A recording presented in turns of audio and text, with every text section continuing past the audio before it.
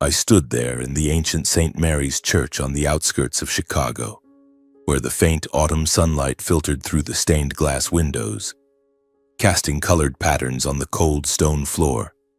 I am Julian Ross, 31 years old, a corporate strategy analyst living a regimented life filled with spreadsheets and reports. But today, everything had come to a halt. My grandfather, Norman Ross, the man who had built the Ross steel and logistics empire from nothing, the pillar of our entire family, had passed away. The pain inside me was not torrents of tears, but a hollow emptiness, as if a part of my soul had been torn away. I gazed at the polished oak coffin placed in the center of the church and wondered whether his life had truly ended like this, or if there were still secrets waiting to be revealed. The atmosphere of the funeral was oppressively heavy. The polished wooden pews were packed with relatives. From close family members to distant cousins I had only met a few times in my life. Business partners, the titans of the steel and logistics industry, bowed their heads silently in farewell. Senior company employees, those who had been loyal to my grandfather for decades, stood at the back, their faces etched with hardship under the flickering candlelight. This was not just a funeral. It was a ceremony steeped in power where grief intertwined with discreet handshakes and whispered discussions about the future of the corporation. I could sense the artificiality of it all, but there was nothing I could do. My grandfather had lived like a king, and now he was departing in the same manner. My parents, Alan and Susan Ross, sat in the front row right beside the coffin. My father, in his perfectly tailored black suit, wore a stern expression as if attending a board meeting. He did not cry or tremble. He simply kept glancing around, ensuring everything proceeded smoothly without a single flaw. My mother sat ramrod straight, a pristine white handkerchief resting on her lap. But her eyes were cold, more focused on appearances than genuine emotion. I knew what she was thinking. Don't let anyone ruin this ceremony. That was how my parents always were, treating the family like a corporation where everything had to be tightly controlled. The service was underway. The priest recited prayers, his warm, resonant voice echoing off the stone walls. I tried to focus, but my mind wandered to memories of my grandfather. He had taught me how to read financial reports when I was just 10 years old, and told stories of his early entrepreneurial days, when he had only an old truck and big dreams. "Julian, life isn't always fair," he used to say, "but how you treat others, that's your true legacy." I swallowed hard, trying to suppress the surging sorrow. Then suddenly, like an out-of-place gust of wind, the heavy church doors creaked open. All eyes turned toward the sound. An elderly man appeared, gaunt, dressed in patched and worn clothes, his white hair disheveled under a threadbare wool cap. He stood at the threshold, his clouded eyes peering inside, his voice trembling. "I'm sorry, everyone. I just wanted to pay my final respects to Mr. Norman Ross. He was an old friend of mine." My heart tightened. The sudden silence was shattered. My father shot to his feet, his face flushed with anger. "Who are you? How dare you come in here?" he shouted, his voice thundering. "This is the Ross family funeral, not a place for vagrants. Did you come to beg for money? Get out. Don't defile this place." My mother did not stand, but her gaze was razor-sharp, scanning the old man from head to toe. She said to those nearby, loud enough for everyone to hear, "Disgusting. How dare someone like that show up here? Where's security? Get him out." The rest of the family quickly joined in like a pack of wolves. Uncle Gregory, my father's younger brother, sneered. "Oh, he probably thought this was a charity event." "Sorry, sir. We don't have spare change today." Aunt Susan, my father's sister, signaled the security guards at the door. "Please remove him before someone takes a photo and posts it on social media. The family's reputation cannot be tarnished like this." My cousins whispered and giggled. "Look at him, he must be starving." But today's not the day for handouts. The old man bowed his head, his thin shoulders trembling under his threadbare coat. He did not argue. He only gazed deeply into the church one last time, as if trying to memorize the sight of the coffin. Then he turned to leave silently, his steps slow. My heart wrenched. There was something about this old man, his eyes, his demeanor, that felt familiar, even though I had never met him. Memories of my grandfather and his teachings about how to treat others flooded back. I could not let this happen. I stepped out of my pew and called for the old man to stop, my voice calm but firm, cutting through the barrage of insults. Everyone stared at me in shock. This is my grandfather's funeral, and no one has the right to decide who may stay or leave. He only wants to pay his respects. That is his right. My father whipped around, eyes blazing. Julian, what do you think you're doing? Do you realize how many business partners are sitting in there? Don't turn your grandfather's funeral into a farce. Let him go immediately. I ignored him and approached the old man. I'm Julian Ross, Norman's grandson, I said gently. What's your name? How did you know my grandfather? The old man gave a faint smile, his demeanor strangely composed. I'm Peter Ross, and I was a friend of Norman's from a very long time ago. Peter Ross? The name sounded familiar, but I couldn't place it. I nodded without pressing further. Please come to the waiting room. It's quieter there. I led him away, ignoring the stunned stares and judgmental whispers behind me. My mother hissed sharply, Julian, what are you doing? This is an insult to our family. I did not look back. In the small waiting room behind the church, I bought a sandwich and a bottle of water from the vending machine. Rest here. I'll return after the funeral ends. He nodded, saying little, but a strange feeling stirred inside me, as if my grandfather were whispering something from beyond. The funeral continued, but the atmosphere was now more tense than ever. People looked at me strangely, as if I had betrayed the family. I sat there, listening to the prayers, but my mind was with the old man. Why did he share the surname Ross? That question made my heart beat faster, a mix of excitement and unease. When everyone had left and the church grew quiet, I returned to the waiting room. Peter was still there, the water bottle only half empty. Are you all right? We can go to the cemetery to visit my grandfather's grave now if you'd like. He nodded and we walked along the stone path to the cemetery behind the church. The air was chilly. A light wind rustled through the trees, carrying the scent of damp earth. It was just the two of us beside my grandfather's grave, the new headstone engraved with Norman Ross gleaming in the fading afternoon light. Peter gazed at the grave, his voice low. Norman and I, we shared a very close bond. Not just friends, but more than that. I froze. My heart pounded as if a door to the past had just creaked open. What do you mean? What exactly was your relationship with my grandfather? I asked urgently. Peter smiled sadly. You'll know soon enough, Julian. But not yet. Anxiety surged within me, making the world around me blur. Today's funeral was not just an ending, it was the beginning of a far greater secret. We stood there in front of my grandfather's grave, two strangers drawn together by an invisible thread. I looked at Peter, the weary old man, and wondered what was going through his mind. As for me, my thoughts were in turmoil. We said nothing more, just stood in silence, each lost in our own stream of thoughts. The cemetery air was heavy, carrying an indescribable weight, part regret, part curiosity, part fear of what was to come. The afternoon was fading, the weak sunlight gradually dimmed, casting a reddish hue over the surrounding trees. A cold wind rose, sweeping through the empty cemetery, bringing the scent of damp earth and withered leaves. I felt the chills seep into my skin through my thin suit jacket. The cemetery now had only a few scattered figures in the distance. The mournful cries of sparrows echoed like a lament at day's end. Peter stood beside me, his shoulders hunched, and suddenly he began coughing harshly. The dry, rasping cough echoed in the quiet space, startling me. He braced his hands on his knees, his body trembling as he tried to steady himself. His face was pale, the deep wrinkles more pronounced in the fading light. It was clear his health was failing, perhaps the result of years wandering, enduring the elements. Are you all right? You don't look well, I asked, concern in my voice, stepping closer to support him.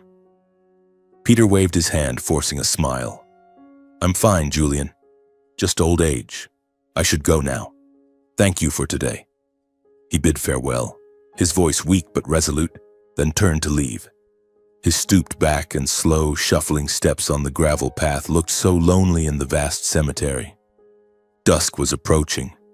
Shadows were lengthening, and I suddenly realized this old man had nowhere to go. No home, no family. Just the cold wind and the coming night awaiting him. The thought twisted my heart. My grandfather had once spoken of old friends who had lost everything yet retained their dignity. Could Peter be one of them? I couldn't let him leave like this. Without further thought, I ran after him, my shoes crunching loudly on the gravel. Peter, please wait a moment, I called, my voice carrying on the wind. He stopped and turned, his clouded eyes looking at me in surprise. Do you need something else? I was breathless, stopping in front of him. You can't leave like this. It's getting dark and you're not well. Let me help. Come stay at my place, at least until you feel better. It's the least I can do. Peter shook his head, a sad smile returning. Thank you, but there's no need. I don't want to trouble anyone. I've been used to this life for a long time, wandering, free. One night outdoors is nothing. I persisted, gently grasping his sleeve, feeling the worn fabric under my fingers. This isn't pity, Peter. It's respect. You said you shared a deep bond with my grandfather, so you were his friend, and I can't abandon my grandfather's friend in this state, especially right after his passing. Think of Norman. He wouldn't want this. He was silent for a while, his eyes gazing distantly toward the grave. The cold wind continued to blow, now carrying a light drizzle that made the air even more biting. I waited, my heart racing, wondering if he would refuse again. Finally, moved by my sincerity, Peter nodded. All right, Julian. Just temporarily, okay? I don't want to owe you anything. I exhaled in relief and smiled. Thank you. Let's go, my car is parked nearby. We walked back to the parking lot. His steps were still slow, but now I was beside him. On the drive home, the car rolled through the familiar streets of Chicago as streetlights began to glow, reflecting on the wet pavement. My home was a small apartment in the city center, not luxurious like the Ross family mansion, but cozy enough for a single person like me. I led Peter inside, turned on the lights, and pointed to the living room. You can rest here. I'll prepare some bedding. Would you like something to eat? I can order takeout. Peter sat on the sofa and sighed. Just some warm water is enough. Thank you. The days we lived together afterward were simple yet warm, like a calm river after a storm. On the first day, I took Peter to a nearby store and bought him a few sets of simple clothes, fitting and warm. Nothing fancy but clean and decent. He hesitated at first, but eventually let me choose silently, his eyes showing a mix of weariness and gratitude. Every morning I woke early, brewed coffee for both of us, and we sat facing each other at the small kitchen table. At first, Peter spoke little, only answering when I asked, but gradually he opened up more. I told him about my work, the long days analyzing corporate strategies, the dry but powerful numbers. Peter listened attentively, his eyes lighting up whenever I mentioned business, as if old memories were quietly resurfacing.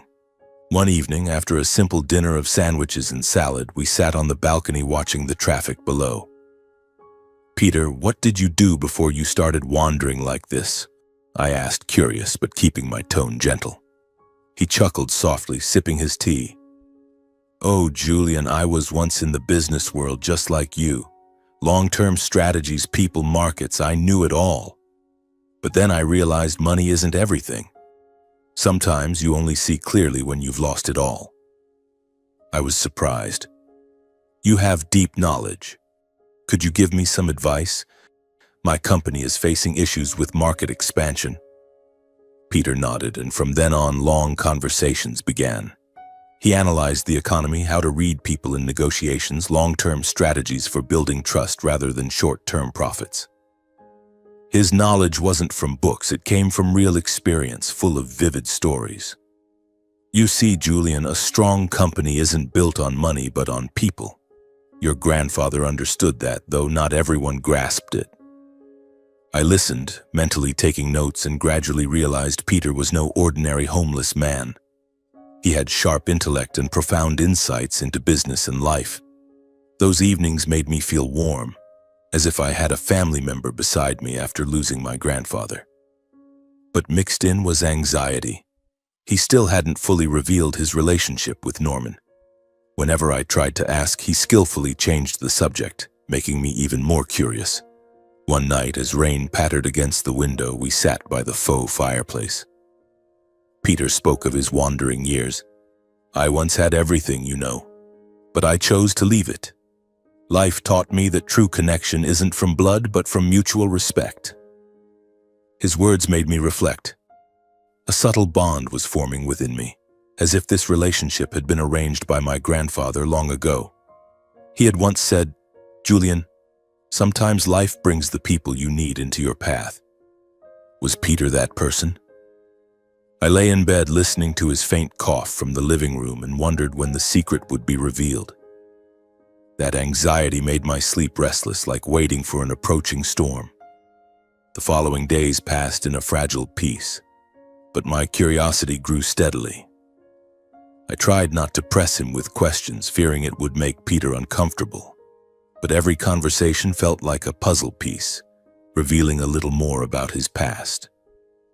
He spoke of his wandering journeys through various cities and the people he had met, from successful businessmen to fellow wanderers like himself. "Life teaches us a lot, Julian," he said one afternoon as we sat by the window watching the rain patter down. "Sometimes we have to lose everything to find ourselves." His words resonated, reminding me of my grandfather, who always emphasized the value of people over money. I began to feel as though Peter was a bridge to my grandfather, a part of his legacy I had never known.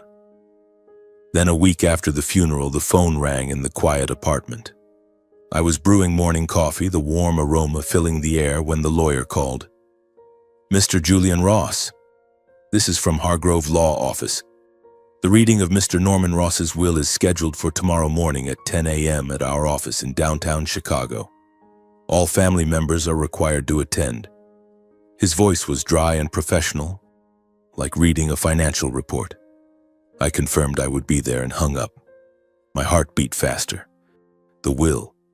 This was when everything would become clear, when the true face of the Ross family would be revealed. I knew my parents, my uncles and aunts. They were all eagerly awaiting their share of the inheritance, like vultures circling prey. And me? I just wanted to know what my grandfather thought of me, of the company's future. I told Peter about it over breakfast. He sat across from me, holding his teacup, listening without interrupting. "So tomorrow you go," he said calmly. I nodded, trying to hide my anxiety. "It'll probably be tense. My family, they're not easy to deal with." Peter just smiled, saying nothing more. I felt relieved having him there, like a quiet anchor amid the family storm. That morning I woke earlier than usual. The weak autumn sunlight filtered through the curtains, shining on the polished wooden floor. I put on a black suit, tied my tie, and looked at myself in the mirror, face weary but resolute. Peter was already up, sitting at the kitchen table with an old newspaper. I gave him a few simple instructions, as had become our routine over the days living together. "Peter, I'll be gone a few hours. If you get hungry, there are sandwiches in the fridge. And remember to take your cough medicine." He nodded, his eyes fixed on me intently. I picked up my briefcase and was about to leave when he suddenly spoke. "Julian, may I come with you?" I froze, my hand unconsciously tightening on the doorknob. A flash of surprise surged through me. Did he want to accompany me to my family's will reading? Peter offered no explanation. His face remained calm, betraying no emotion, as if he had suggested something completely ordinary. My heart beat faster. Was he that curious about my family's will? But I didn't press. I was either afraid of the answer or already willing to trust him. I simply nodded. "All right, Peter, but my family won't be happy about it." He stood up, putting on the coat I had bought him the previous week. "I know, but I need to go." We took a taxi to the law office, a tall glass building in downtown Chicago where the air always carried the scent of money and power. On the way, I was silent, mentally preparing for the inevitable reactions. Peter sat beside me, gazing out the window as if he were accustomed to such situations. I wondered what he was thinking. Why was he so intent on coming? When we entered the conference room, the already tense atmosphere instantly froze solid. The entire Ross family was present. My parents at the head of the table, Uncle Gregory and Aunt Susan beside them, cousins scattered around with expectant faces. Lawyer Hargrove sat in the center, a thick file in front of him. All eyes turned to us, and then widened in shock upon recognizing the man beside me as the homeless elder who had appeared at the funeral. Their expressions shifted from surprise to fury, as if a bomb had just exploded. My father, Alan Ross, shot to his feet, face flushed red, pointing at Peter. "What the hell is this? Julian, why did you bring this vagrant here? This is my father's will reading, not a place for someone like him. Who is he to set foot in here? This is an insult to the family, defiling everything." His voice boomed, full of anger and contempt, as if Peter were an indelible stain. My mother, Susan Ross, did not stand, but her gaze was ice cold. "Julian, are you deliberately causing trouble? Bringing someone so low to a place like this? What kind of ridiculous stunt is this? Do you want to tarnish the family's honor by turning a solemn occasion into a circus? It's shameful." Her voice was shrill, laced with insinuation, as if I were a traitor. Uncle Gregory, my father's younger brother, chimed in with a sarcastic smirk. "Oh, our dear nephew knows how to draw attention with new friends. What's the point of bringing this old man here to stage a touching drama? This is a serious legal proceeding, not some cheap Hollywood movie. Do you think we'll applaud you?" He sneered, eyeing Peter from head to toe with disdain. Aunt Susan, my father's sister, added, "Exactly, Julian. You're turning everything into a joke. Him, a homeless man, what's he doing here? Or do you think the will includes a share for beggars? It's laughable." She shook her head, her tone dripping with mockery. My cousins were unrestrained, hurling venomous remarks. Cousin Mark whispered loudly, "Look at that. He's probably here to beg for money, or hoping for a few spare coins from this family. Julian, you've lost your mind." Cousin Lisa giggled. "From the funeral to Grandpa's will reading, you always manage to embarrass the family." Their words cut like knives, venomous, making the conference room suffocating. Amid the wave of criticism and scorn, Peter stood silently beside me, neither reacting nor defending himself. His gaze was calm, as if the words had nothing to do with him. He did not tremble or bow his head. He stood straight, hands hanging loosely like a stone statue in a storm. I admired that composure, but my heart raced wildly. Why didn't he say anything? What was the secret waiting for? Finally, Lawyer Hargrove spoke, his voice cutting through the chaos. "Ladies and gentlemen, under legal provisions, as long as the person named in the will consents, Mr. Peter Ross's presence is entirely lawful. We should proceed to avoid wasting time." The entire room fell instantly silent. I too froze for a moment. Peter's name was in the will, something even I hadn't known beforehand. The family's eyes still blazed with anger, but now mixed with confusion as they realized his presence was no coincidence. In that brief moment, it felt as if time in the room had stretched. No one spoke. No one moved. Just eyes meeting and then quickly averting, as if each person was privately reevaluating what they had always taken for granted. Peter remained motionless beside me, his demeanor unnaturally calm, completely detached from the tension spreading throughout the room. His serenity only added to my confusion, for clearly things were unfolding far beyond my knowledge and preparation. I chose silence, neither defending nor explaining. I let the family's emotions and prejudices expose themselves like cracks in their perfect facade. My heart pounded, anxiously waiting. The official reading of the will was about to begin, and I knew the real storm was coming. The conference room seemed to shrink, the air thick with the scent of old paper and cold coffee. Lawyer Hargrove, a middle-aged man with gold-rimmed glasses and a light gray suit, cleared his throat lightly to draw attention. He opened the thick file in front of him, the pages rustling like my grandfather's final whispers. Everyone fell silent, eyes fixed on him, except for Peter, who stood calmly beside me as if he had known everything all along. I took a deep breath, trying to stay composed, but my hands gripped the armrests tightly, nails digging into my palms. This was the decisive moment. My grandfather's legacy, not just money, but an entire empire, a family, and perhaps secrets I wasn't ready to face. Lawyer Hargrove began, his voice steady and clear. Ladies and gentlemen, Mr. Norman Ross's will was drafted 1 year ago, witnessed by 2 independent parties and duly notarized. Mr. Norman explicitly designated that full authority over the distribution of his estate, including personal assets, corporate shares, and investments, be granted to one individual. Mr. Peter Ross. The entire room fell deathly silent. Time seemed to stop. I felt that stillness, no sighs, no whispers. Everyone's eyes shifted from the lawyer to Peter and back again, as if their minds were struggling to process the information. Peter Ross? The homeless old man my family had driven away at the funeral? The man standing right beside me. My heart pounded wildly, a wave of dizziness hit me. I was stunned, my mouth dry, unable to speak. This wasn't a joke. The lawyer spoke seriously, and Peter merely bowed his head slightly as if acknowledging it.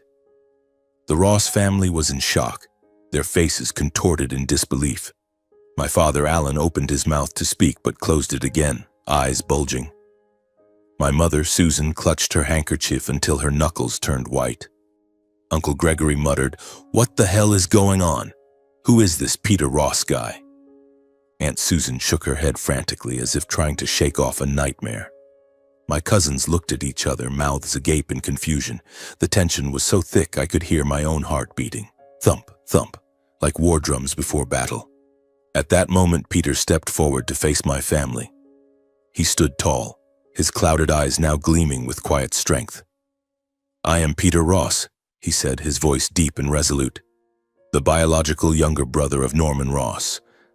I left the family decades ago, choosing my own path. But my brother, Norman, never forgot me. And now, in accordance with his wishes, I will carry out the distribution of his estate." His words exploded in my mind like a bomb. Biological brother?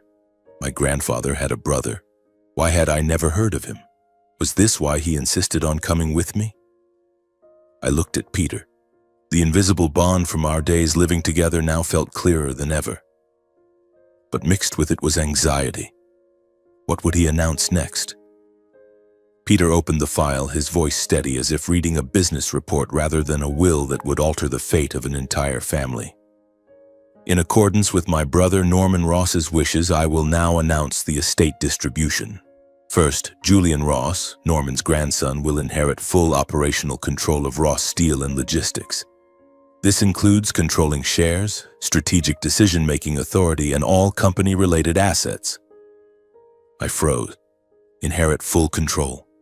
Me, a corporate strategy analyst running the empire my grandfather built? Joy mixed with fear surged through me, but Peter wasn't finished.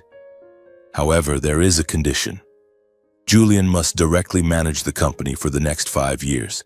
He may not sell, transfer, or delegate control to any other family member. During that period, all major strategic decisions must be consulted upon and overseen by me, Peter Ross. If any condition is violated, the inheritance will be immediately revoked, and full controlling shares will transfer to a trust managed by me." His words made me tremble. Oversight by Peter? He, the long-lost brother, would be the gatekeeper of my grandfather's legacy? I looked at him and he gave me a slight nod as if to reassure me, but the family reacted differently. The initial silence gave way to chaos. The room's atmosphere shattered like an overinflated balloon pricked by a needle. My father, Alan, completely lost control. He slammed his fist on the table, the sharp bang startling everyone. "What the hell is this? Manipulation. This is will tampering. Peter Ross is my father's brother. How can he prove that? And Julian, my own son. taking advantage of my father's weakness to seize the inheritance. This is a conspiracy. I won't accept this will. His face was flushed red, veins bulging on his neck, voice shaking with rage. I looked at my father, my heart twisting. He was once someone I respected, but now his greed was fully exposed. My mother, Susan, remained colder, but her words were sharp as knives. This is utterly absurd. I reject the legality of this entire decision. It's a shameful setup, an insult to the Ross family. A homeless man, brother or not, daring to decide our estate. Julian, you knew about this, didn't you? You sided with him to betray the family. Her gaze swept over me, full of disappointment and hatred, making me feel stabbed. My uncles and aunts joined in unison, voices overlapping in chaos. Uncle Gregory stood up, pointing at Peter. I deny the blood relation. How can he prove he's the brother? This is fraud. I demand this reading be halted immediately. Aunt Susan screamed. Call our own lawyers now. We can't let this continue. A homeless nobody suddenly appears to divide the Ross fortune. It's ridiculous. My cousins didn't hold back, openly attacking me. Cousin Mark sneered. Julian, you're a traitor. Siding with an outsider to steal the inheritance? You think you deserve it? We're family and you sold us out. Lisa added. Exactly. He must have been conspiring with this old man for ages, taking everything for himself. We won't let this slide. Amid that storm, Lawyer Hargrove was forced to raise his voice to overpower the noise. Ladies and gentlemen, please calm down. The will was executed legally with full documentation, witnesses, and medical verification of Mr. Norman's soundness of mind at signing. It cannot be overturned by emotional reactions. Any disputes must go through the courts. But the Ross family wasn't listening. My father stood, pointing at Peter and me. We'll sue. We demand the court invalidate his distribution rights and strip Julian's inheritance. This isn't over. Everyone nodded in agreement, eyes filled with hostility. Peter remained silent, but I sensed his strength. He didn't need to argue because the truth was on his side. The will reading ended in extreme tension. People left, but two opposing sides had clearly formed from that moment. One was my family, full of anger and scheming, and the other was Peter and me, standing in the eye of the storm. I looked at him, heart still racing. You're my grandfather's brother? He nodded. Yes, Julian. And now we have to face them. On the way home, my head buzzed with thoughts. Inheriting the company? With oversight conditions? I remembered my grandfather once saying, a true legacy is responsibility, not power. Was this his final test? The anxiety didn't subside because I knew the battle had only just begun. We sat in the taxi rolling through the bustling streets of Chicago. But inside the vehicle it was silent as a grave. Peter sat beside me, gazing out the window with distant eyes, while I was immersed in a whirlwind of chaotic thoughts. Neither of us spoke a word throughout the long ride, only the hum of the engine and the faint honking of distant cars. The atmosphere was heavy, like a dark cloud hanging overhead, yet strangely it wasn't tense. It felt like the silence before a storm, deceptive calm filled with questions piling up inside. I glanced at Peter, the old man who I now knew was my uncle, and wondered what he was thinking. As for me, my mind spun with images from the conference room. My father's flushed face, my mother's cold denials, the shouting from my uncles and aunts, and the hostile glares from my cousins. They would sue, that was certain. But why was Peter so calm? Had he known all along? The thought made my heart beat faster, a surge of anxiety mixed with fear rising within me. The family war, something I had always avoided, was now hurtling toward me like a runaway train.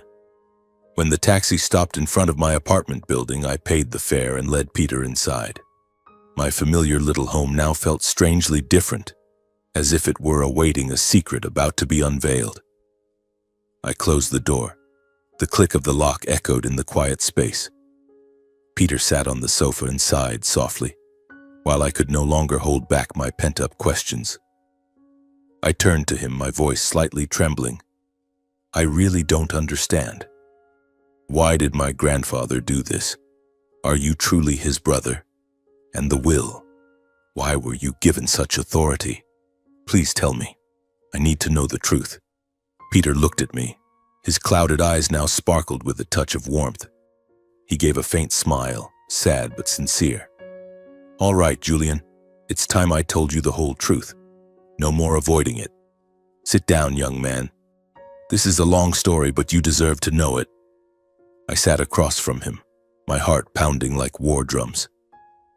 The room's atmosphere grew warmer from the soft glow of the table lamp, but the anxiety still hung in the air.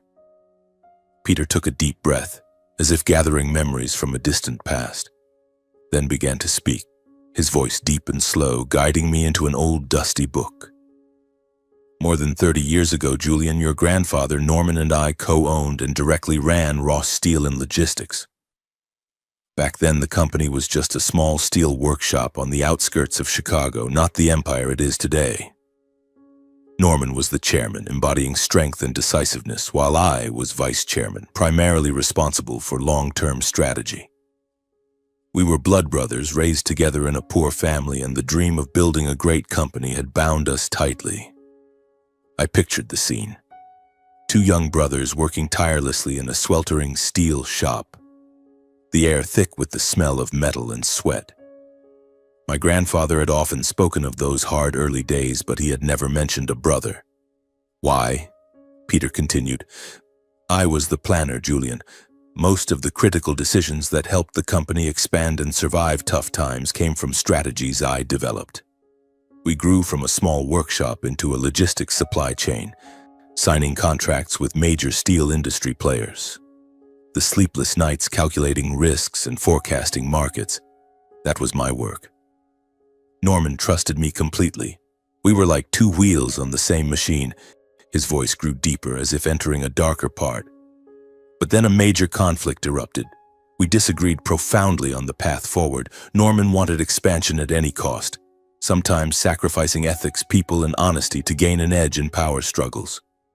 He was willing to cut costs by laying off workers or signing shady deals with partners to outmaneuver competitors. I couldn't stomach it. I saw the business world as full of scheming, where relationships could be exploited and betrayed for profit.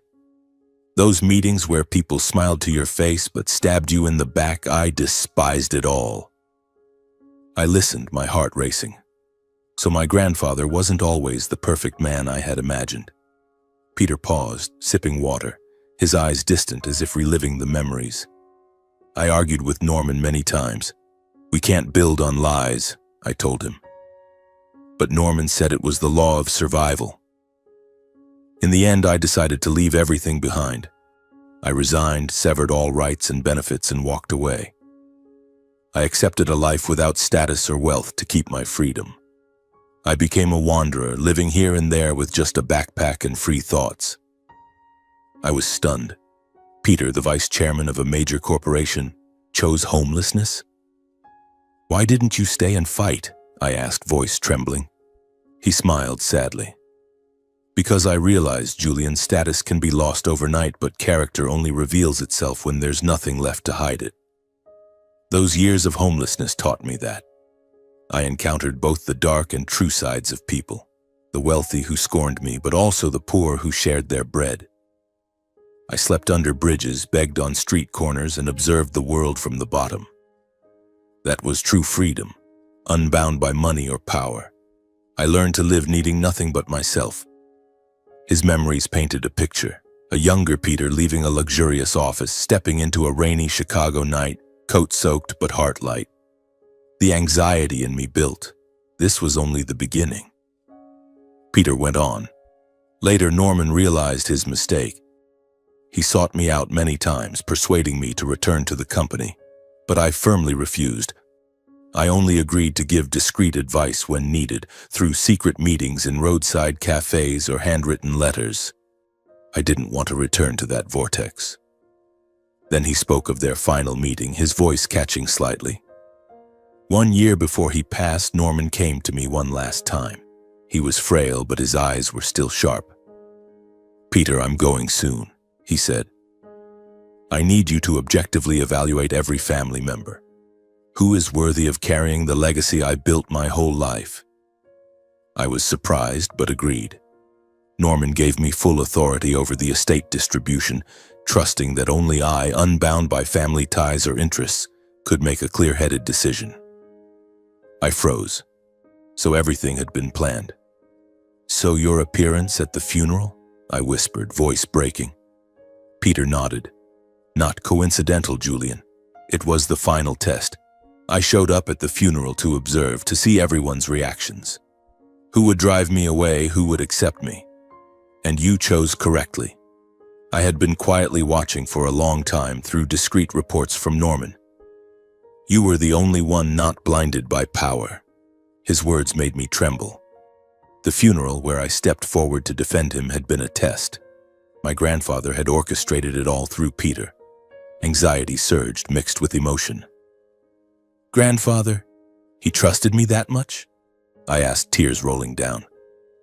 Peter placed a hand on my shoulder. "Yes. And now, you must prove it." The story stretched late into the night, rich with vivid details of the past. I listened, imagining my grandfather and a young Peter arguing in the office, Peter wandering in the rain, Norman secretly meeting his brother. Each detail built the drama, making my heart race. This wasn't just the past. It was the key to the future. And I knew the coming battle with the family would be fiercer than ever. The days following the will reading passed in a deceptive calm, like the lull before a storm. I returned to my daily routine, but my mind buzzed constantly with thoughts of the corporation, the will, and Peter, the uncle I had only just discovered. He continued staying at my apartment, no longer as a guest but as a close family member, a quiet advisor. We talked more about business, about life, and gradually I began mentally preparing for what was to come. My family, my parents, uncles and aunts, cousins, they were not the type to let go easily. They had declared they would sue, and I knew it wasn't an empty threat. Every evening as I sat at the kitchen table with Peter, I wondered, what will they do, and how will I handle it? That anxiety made my sleep fitful, as if I were waiting for a time bomb to explode. Then it came, sooner than I expected. Just about 2 weeks after the will reading, on a dreary morning with light drizzle, a doorbell rang. I opened the door to find a process server standing there, his face impassive under a soaked cap. He handed me a thick envelope stamped clearly with the court seal. "Summons for Mr. Julian Ross and Mr. Peter Ross," he said flatly, like reading a weather report. I took it, my heart pounding, and went back inside. Peter was sitting at the kitchen table with his coffee cup, as if he had been expecting this moment. I handed him the envelope, my voice slightly trembling. "They've sued. The plaintiffs are my parents, along with Uncle Gregory, Aunt Susan, and the cousins." Peter opened the envelope, scanned the documents, and nodded calmly. I knew it. This was inevitable. He showed no panic, no anger, just composure, like reading an old business report. I felt a flicker of surprise, but not panic. I had anticipated it from the stories Peter told about the family's past. They always saw power as everything, and now they felt deprived. "What are the accusations?" I asked, sitting across from him. Peter slid the papers over. "Will tampering, questioning Norman's mental capacity, and claiming I'm a fraud. They want to invalidate the entire distribution." I skimmed through, the dry legal language laced with venom. Peter Ross, imposter. Julian Ross, exploiting Mr. Norman Ross. My heart twisted. This was my family, the people who had hugged me as a child, now turning against me like enemies.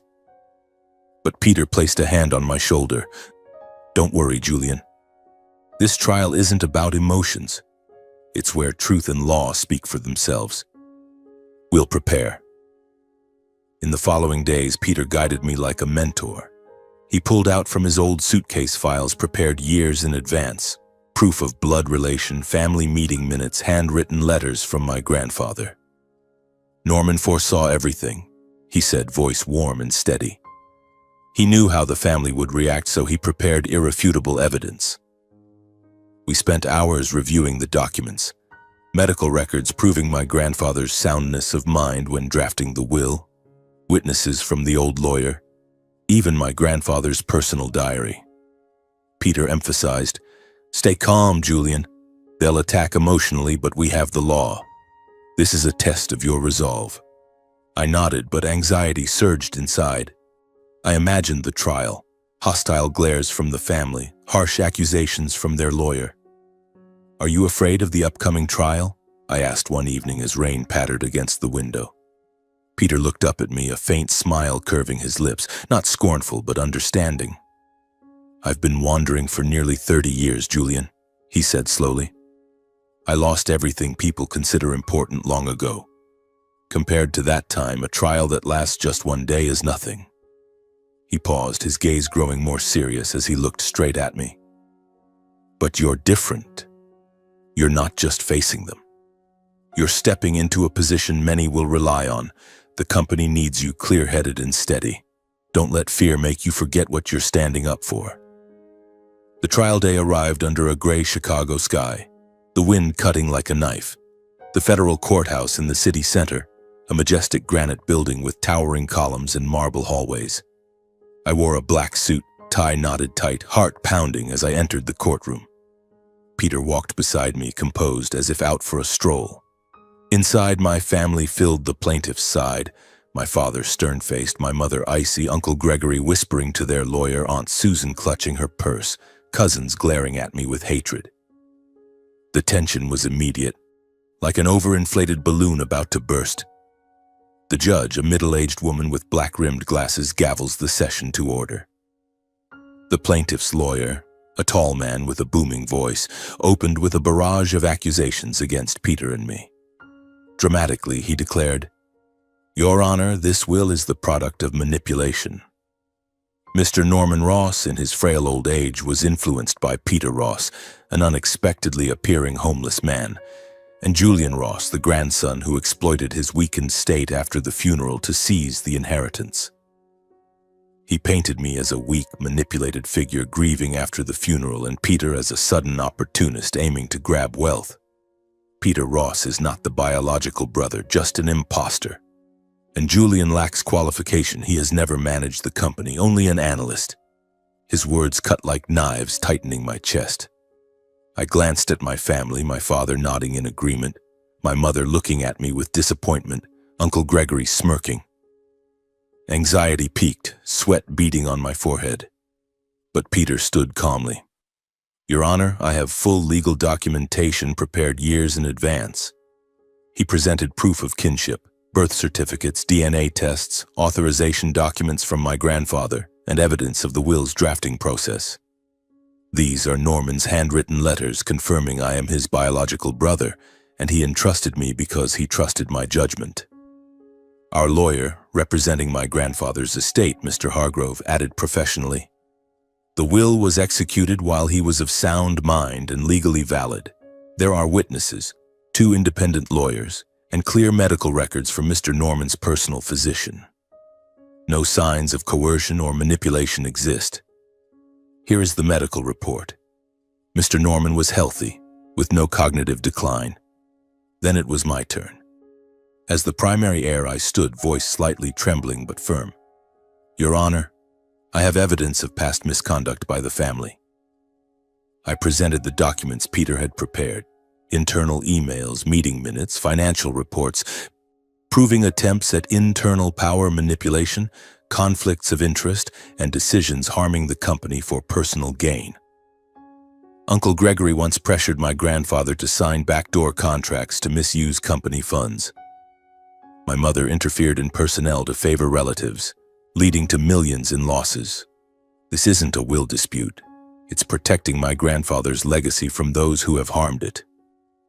The plaintiffs tried to counter, but their arguments were weak and disjointed. Their lawyer stammered, "These documents could be forged." But faced with specific, consistent evidence, notarized papers, living witnesses, they couldn't deny the will's legality. The Ross family members began showing clear unease and tension. My father gripped the chair arms, face pale.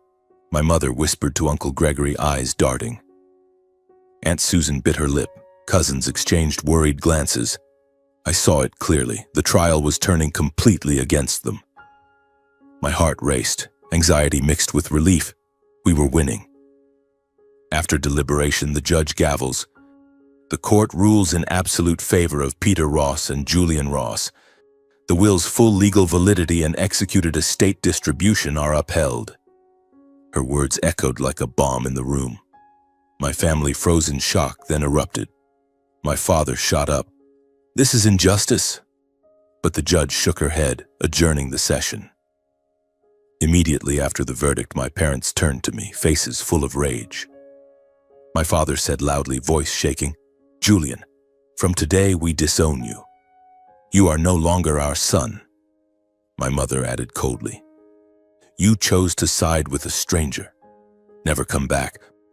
My uncles, aunts, and cousins expressed bitter resentment. Uncle Gregory called me a traitor. Aunt Susan turned away. "We'll appeal." Cousins looked at me like an enemy. I remained silent, accepting the severance as the price for choosing truth. My heart ached, but I felt no regret. On the way home, rain still fell, but my heart felt lighter. The legal battle was over, but I knew the family wounds would take far longer to heal. The anxiety now shifted to concern for the future. The company awaited me with Peter by my side. But deep down, I felt my grandfather's strength. Through Peter, through the will, through this final test. The weeks following the trial passed amid a tedious stream of legal formalities, like a slow-moving river that could not be stopped. I signed stacks of documents, met with lawyer Hargrove to finalize the transfer of power, and gradually, everything became official. Ross Steel and Logistics, the empire my grandfather had built from nothing, was now mine. I remember my first day stepping into the CEO's office. The spacious room with its polished oak desk, my grandfather's portrait hanging on the wall, and the view overlooking the glittering Chicago River under the sunlight. My heart pounded, not from joy but from the immense pressure. Insiders watched me closely. Senior executives whispered behind my back, wondering if the inheriting grandson had what it took. External partners called incessantly, probing like hawks waiting for an opportunity. I felt as if I were standing on a cliff edge, wind howling, where one wrong step could drag the entire company into the abyss. But Peter was there, reminding me, "Slow and steady, Julian, don't rush. The most impatient ones are usually those waiting for you to stumble." In those early days, I proactively invited Peter to return to the company in an official role. We sat at our familiar cafe near home, the warm aroma of espresso filling the air, and I spoke directly. "You should come back, as vice chairman or whatever title you want. It's the recognition you deserve for everything you contributed. The company needs you, the strategic mind my grandfather once relied on." I looked at him, hope flickering in my eyes, knowing he was the key to keeping me from getting lost in this business labyrinth. Peter listened, sipping his black unsweetened coffee, then shook his head gently. "Thank you, Julian. But I don't want to return to the vortex of titles and power that I left behind. I lived as a wanderer for 30 years to avoid it. The endless meetings, the fake smiles, the decisions that compromise one's conscience. I don't need a title to exist." His words stunned me, though they weren't surprising. He was always like that, serene, without greed. My heart beat faster, a touch of worry creeping in. Without him in an official position, how would I manage? But then he continued, "However, I'll stand behind you, as a strategic advisor on personnel and corporate culture. I'll offer perspectives and warnings when needed, but the final decisions will always be yours to own. That's the best way, unbound, just companionship." I respected his choice, filled with gratitude. Peter remained by my side, unbound by any benefits or titles. He took no salary, needed no private office, just late-night calls or discreet meetings at my home, where he analyzed financial reports or suggested ways to handle personnel. "You are the successor, Julian," he said one evening as we sat by the faux fireplace, flames flickering. "I'm only the guide. Don't depend on me. Learn to stand on your own." His words made me anxious, for I knew the real challenges lay ahead. Not the courtroom, but leading a massive corporation through market storms. Under my new leadership, I began a thorough review of the company's operations. In the early days, I stayed up all night with towering stacks of files, analyzing every expense line and contract. I prioritized transparency. No more shadowy funds, no more distorted reports. Long-term stability over short-term profits. I canceled several high-risk projects the old family had pushed, instead investing in green technology and sustainable supply chains. And people as the core value. I remembered my grandfather's words. To keep the company, you must first keep the people. When they leave, everything else follows.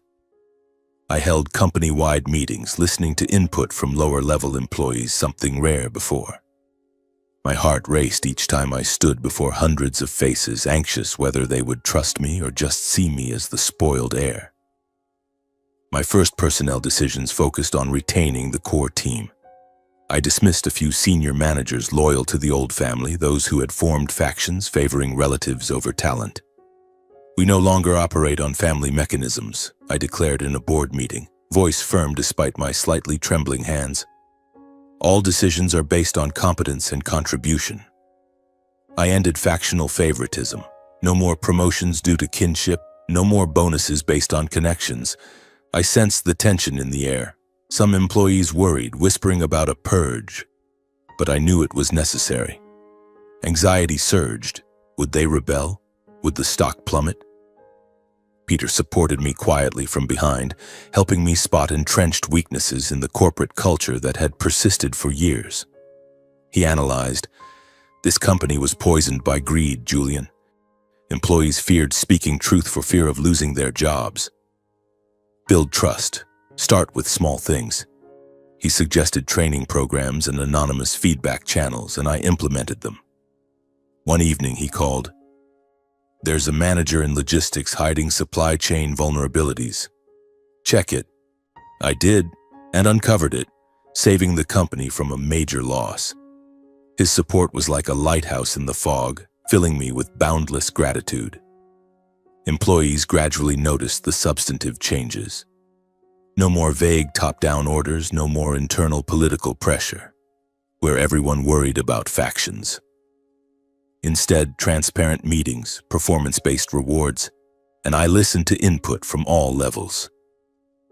One afternoon, Mr. Harris, a longtime employee in production, stopped me in the hallway. He looked at me, voice slow but sincere. "Julian, this is the first time I've truly felt heard. No more worrying about who's related to whom." Those simple words warmed my heart, but also made me more anxious than ever, because I understood that trust once given demands great responsibility to maintain. From moments like that, trust began forming within the company, spreading quietly like an undercurrent. Support for me came not from the inheritance title, but from specific choices in leadership, like when I rejected a plan to cut employee salaries for cost reduction, instead optimizing operations to retain both people and efficiency. Raw steel and logistics entered a new beginning phase, not flashy or ostentatious, but steadier and more clearly directed than ever. Stock prices stabilized, partners signed new contracts, and the press wrote about the revival under young leadership. But I knew challenges remained: volatile markets, fierce competition. The first months under my leadership passed like a lucid dream, filled with small but meaningful achievements.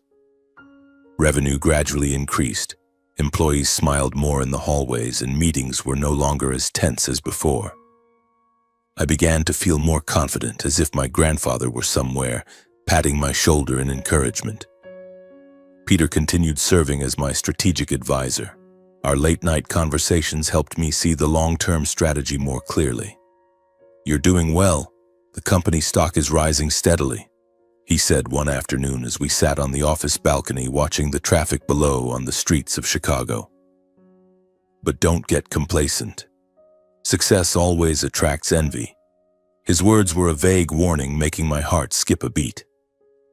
I nodded, but inwardly thought the old family lost the lawsuit. They wouldn't dare do anything more, would they? I was wrong. As the company began to recover and grow steadily, first quarter sales exceeding projections by 12%, stock prices rising gently, the old family refused to accept defeat. They quietly launched sabotage efforts like shadows lurking in the dark. At first, I didn't notice. Just small signs like an article in a local financial paper headlined, "New Leadership at Ross Steel. Talent or Inherited Luck." The piece exaggerated internal risks, implying I lacked experience and that the company was hiding financial issues. I read it with my heart pounding, wondering who had leaked the information. Then rumors spread. On industry forums, anonymous posts appeared about internal divisions at Ross Steel, with fabricated details of mass employee departures. I felt anxiety rising, like an undercurrent swelling. It wasn't just rumors. Some in the old family connected with disgruntled insiders. I discovered this when a mid-level manager, once loyal to Uncle Gregory, suddenly resigned and took sensitive documents. He stirred division through anonymous emails to employees. The new leadership is cutting staff. The company is about to collapse. During negotiations for a major supplier contract, information was disrupted. Someone leaked distorted data, making the partner doubt our transparency. I sat in my office, gripping the phone tightly, listening to reports from the team. "Mr. Julian, the contract is at risk of delay. They say they've heard our internals are in chaos. They even linked up with competitors." I learned this through a reliable source. My father, Alan, had met a representative from Steel Dynamics, a major rival, in a discreet bar. They provided selectively edited internal documents, deliberately distorting the truth. An old financial report altered to look like we were hiding vulnerabilities, or internal emails taken out of context to prove my incompetence. Those documents were circulated covertly, sowing doubt among partners. One morning, I opened my email to see a Wall Street Journal article. "Ross Steel facing leadership crisis?" My heart raced wildly, cold sweat breaking out. This wasn't random. It was a deliberate campaign from people who were once my blood. Under this wave of covert attacks, the company entered a turbulent phase. Many clients and partners grew cautious, delaying collaborations. A major logistics contract was postponed indefinitely, citing the need for further review. Stock prices dropped 8% in just 2 weeks. Shareholders panicked, calling nonstop, "Julian, what's going on? Is the company stable?" Some employees feared an uncertain future, whispering during breaks, "If the new boss can't hold on, what will happen to us?" Though I had anticipated this scenario through Peter's warnings, the reality still kept me awake with anxiety. I sat alone in the office late at night, staring at the red stock charts on the screen, wondering, do I have the strength to withstand this? Or will the old family win? Peter reassured me during an urgent meeting at home. He sat across from me, voice calm as always. "Julian, rebuilding an empire is never without thorns. These blows are the true test of your mettle. They're desperate because they know you're doing the right thing. Don't panic, act." His words were like medicine, slowing my racing heart. Together, we mapped out a clear counter-strategy. First, trace the information leaks. I formed an internal team to check emails, calls, and track disgruntled individuals. Second, strengthen contract legality. Lawyer Hargrove was called back to draft tighter confidentiality clauses. Third, proactively be transparent with major partners.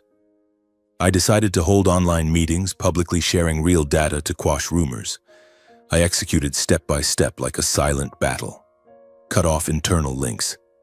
After the investigation, we uncovered 3 employees connected to the old family. One, a distant cousin who had been favored in the past. I called them into the office, voice firm but not harsh. "From today, Ross Steel is no longer the place for you." They left and I felt anxiety as I signed the termination papers, but I knew it was necessary. Then publicly release verified data. I held an online press conference presenting actual financial reports to prove stability. "The rumors spread in recent days are all fabricated," I said, heart racing but voice steady. "We are transparent and here is the evidence." With shareholders, I proactively engaged, personally calling major ones, explaining each step. "We are stronger than ever. Trust me." The covert attacks gradually crumbled. The smear campaigns lost effect as truth emerged. Negative articles refuted with data.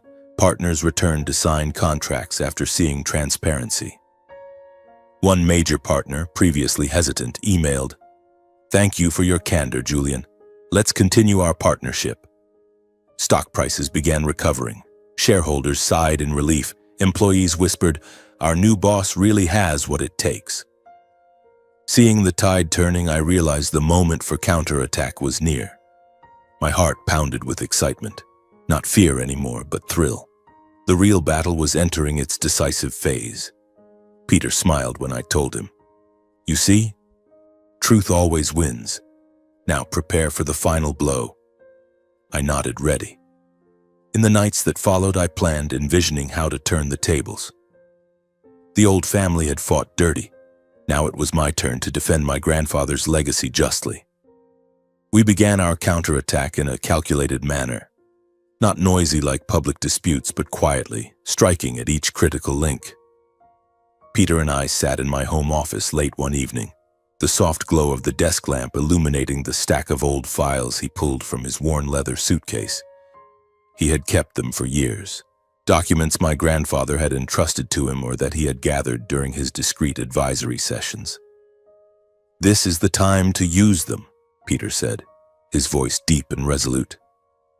My heart beat faster as he handed me the old files one by one, related to the shady decisions from the period when my parents, uncles, and aunts had deeply interfered in the company's operations.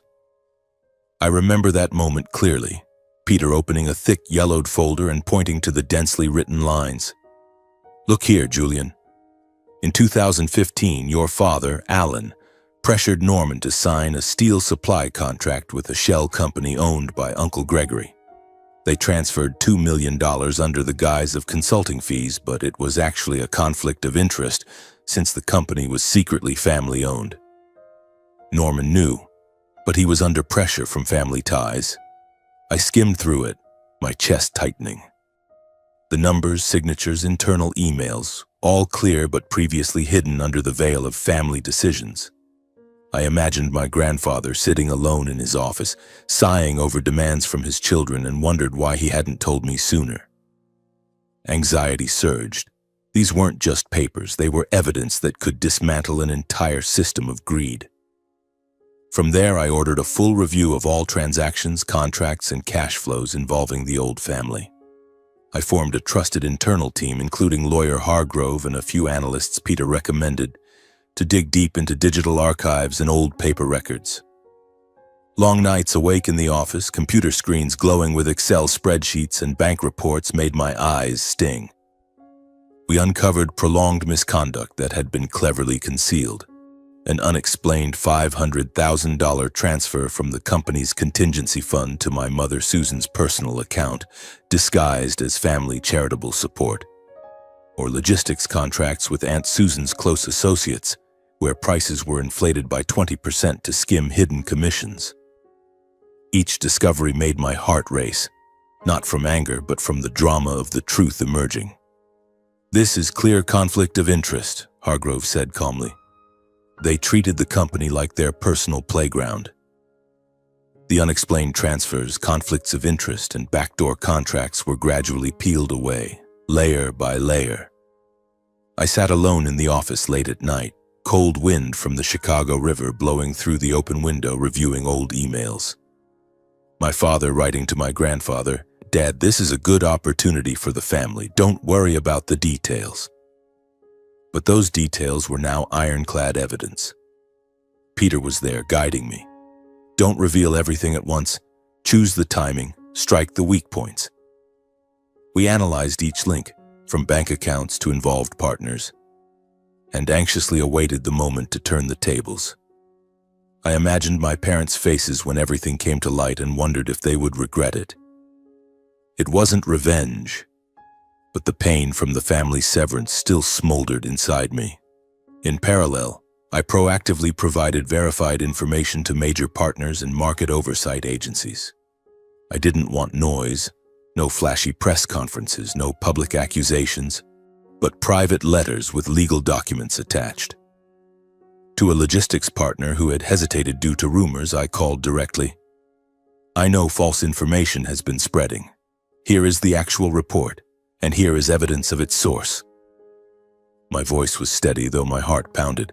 Market oversight agencies like the SEC received anonymous dossiers from us detailing potential violations of competition laws. Peter advised, "Let them investigate themselves. We only provide the truth." Each sent email made me anxious. Would they believe it? Would the plan backfire? As the evidence was clarified and released through proper channels, a chain reaction began. Partners who had covertly cooperated with the old family, like Steel Dynamics, immediately cut ties. I received an email from their CEO. "We want no association with any lack of transparency. Cancel the agreement effective immediately." The sabotage plans crumbled link by link. A supplier withdrew from a contract. A bank froze related accounts for investigation. I sat monitoring it on the screen, heart racing as if watching a thriller. Peter smiled faintly. "You see? They dug their own graves." Excitement surged, not from joy at others' downfall, but because justice was unfolding. The reputation of my parents, uncles, and aunts plummeted rapidly. Media and financial circles collectively questioned their true roles in past shady contracts and opaque decisions. A Financial Times article.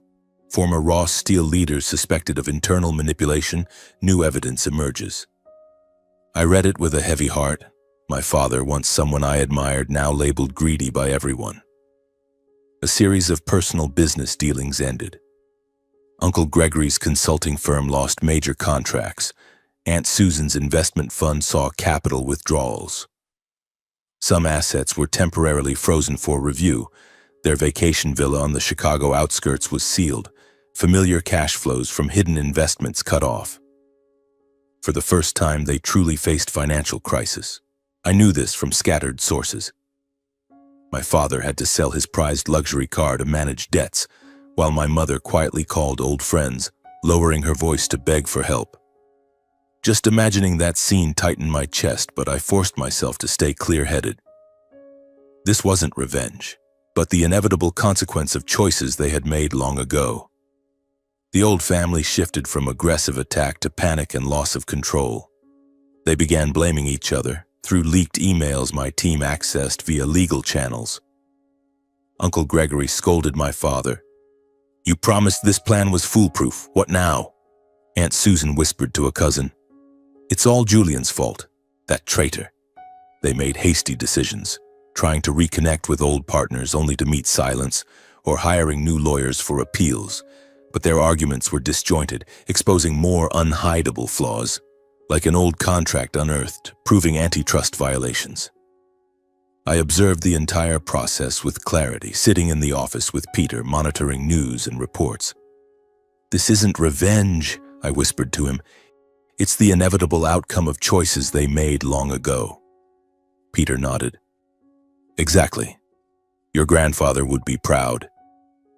By that point, the tide had completely turned, and the old family's collapse was no longer a possibility but inevitable. I received a call from the lawyer. "They're negotiating a settlement, but it's too late." My heart raced with anxiety, excitement that the company was safe, but sadness over the family loss. The counterattack was quiet but effective, like a chess game we had won through truth and patience. The days that followed passed in a deceptive calm, like the quiet after a storm. The atmosphere within the company gradually stabilized, like a ship that had weathered the tempest and found calm seas. Revenue began to rise again, stock prices recovered, and employees whispered about a true new beginning. I sat in my office, gazing out at the Chicago River sparkling under the afternoon sun, and wondered if everything was truly over. Peter was there as usual, sitting on the old sofa with a hot cup of tea. "What do you think they'll do next?" he asked calmly. I shook my head. "Maybe they'll give up, but I'm not sure." Anxiety still crept in, not fear, but waiting for an ending I couldn't yet envision. Then they came, on a dreary morning with light drizzle, when Chicago seemed shrouded in fog. The office doorbell rang and my secretary announced, "Mr. Julian, your parents and some relatives are waiting in the conference room." My heart tightened. They, The people who had once been my family, who had hugged me as a child, were now strangers after all the battles. I took a deep breath and entered the conference room with Peter following silently behind, his presence a solid support. My parents sat at the head of the table, flanked by Uncle Gregory and Aunt Susan. My cousins stood scattered, faces weary. Gone was the former arrogance or sharpness. Only exhaustion and unease remained after a string of defeats. My father, Alan, once tall and authoritative, now hunched with dark circles under his eyes. My mother, Susan, no longer had her cold gaze. Instead, worry was etched into new wrinkles. Uncle Gregory whispered something to Aunt Susan, voice trembling, as if clinging to a last shred of composure. They arrived weary and drained. My father spoke first, voice hoarse and slow, devoid of the old commanding tone.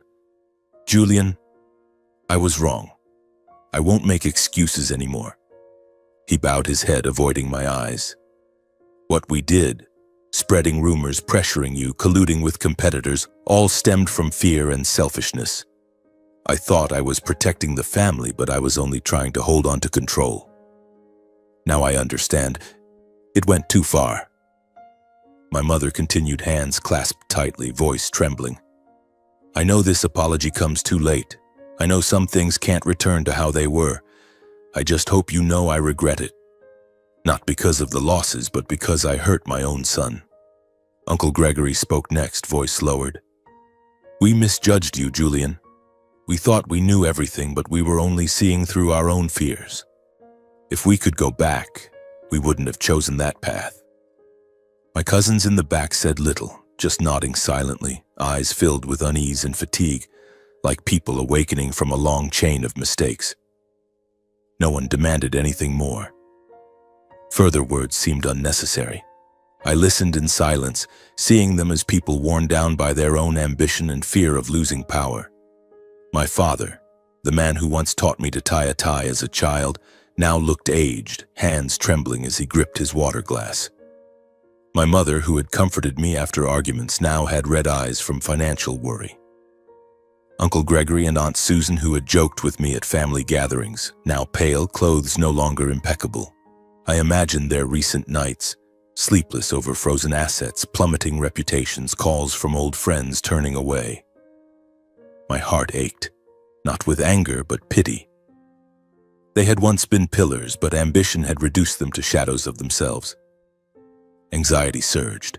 Could I forgive? Was there a way back? After a heavy silence, I spoke, voice calm but resolute. "Mom, Dad, uncles, aunts, cousins, I've heard everything." I took a deep breath. I never sought revenge. I never wanted that. I don't want to continue this cycle of resentment in the family. I looked around the room at the familiar faces, now weary. All I want is to live my own life without fighting or envy. I'm tired of schemes, lies, and betrayals. My voice slowed. This company, grandfather's legacy, isn't for fighting over, it's for building. My father shifted slightly, lips moving as if to speak, but he stopped. I looked him straight in the eye.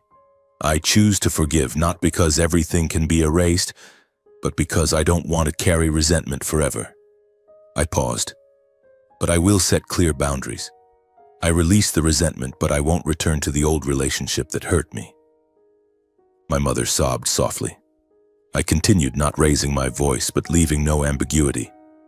No more meetings, no more interference, no more family in the old way.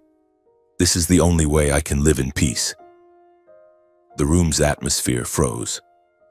My father bowed his head for a long time, voice breaking. "I understand. I no longer have the right to demand anything."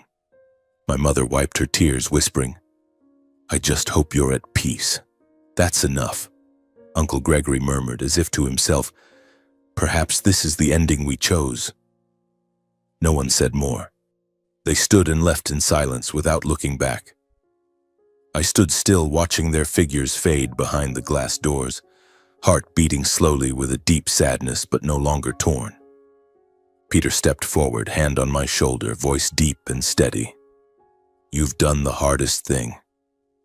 He continued slowly. "Forgiveness isn't weakness.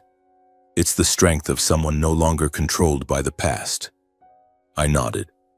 Anxiety lingered, whether they would truly change. But I knew one thing. This decision was necessary, to close an old chapter and move forward without looking back. From then on, I devoted myself fully to developing raw steel and logistics in line with my grandfather's true wishes, steadfast on a path of sustainability and transparency. No more short-term decisions for profit. I invested in green technology, expanded eco-friendly supply chains, and prioritized employee welfare. In every meeting, I reminded the team, we build for the future, not the next quarter. The company grew strongly, revenue up 20% in the first year. But more importantly, employees took pride in their workplace. I often sat alone in my grandfather's old office, looking at his portrait and whispered, "I'm doing as you wished." Anxiety remained. Markets are always volatile. But now it was the anxiety of hope, not fear. Peter continued accompanying me as a quiet advisor, not directly involved, but always there when I needed a clear perspective. He didn't come to the office daily, just late calls or meetings at a riverside cafe, where he analyzed strategy in his warm, deep voice. "What do you think about expanding into Asia?" he asked once, and I listened, learning from his experience. Over time, I came to see Peter as a second grandfather, not by blood, but by trust and shared values. He taught me about character, about treating others without expecting gain. One afternoon as we walked in the park, he said, "Julian, power is temporary, but kindness is eternal." His words made me reflect, and our bond deepened, like two travelers crossing a desert together.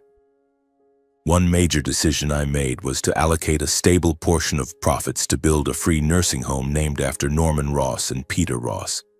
It was a way to close the past and give back something good.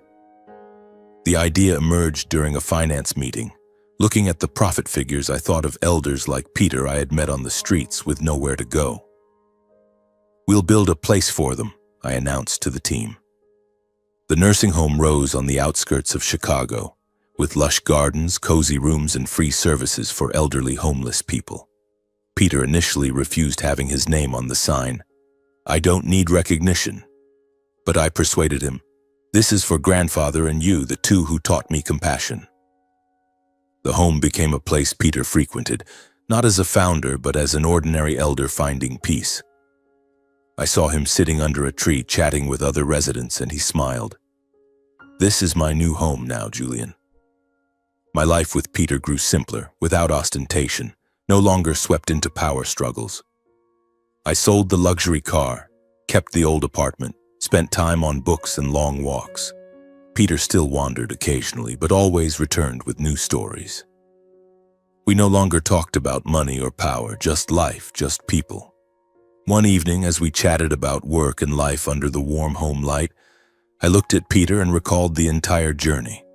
From grandfather's funeral and the hollow pain to the homeless elder driven away. From the chaotic will reading to the tense trial. From the dirty tactics to the quiet counterattack. Each moment was a scar, but also a lesson. My heart beat slowly with emotion. The anxiety of the past now transformed into present peace.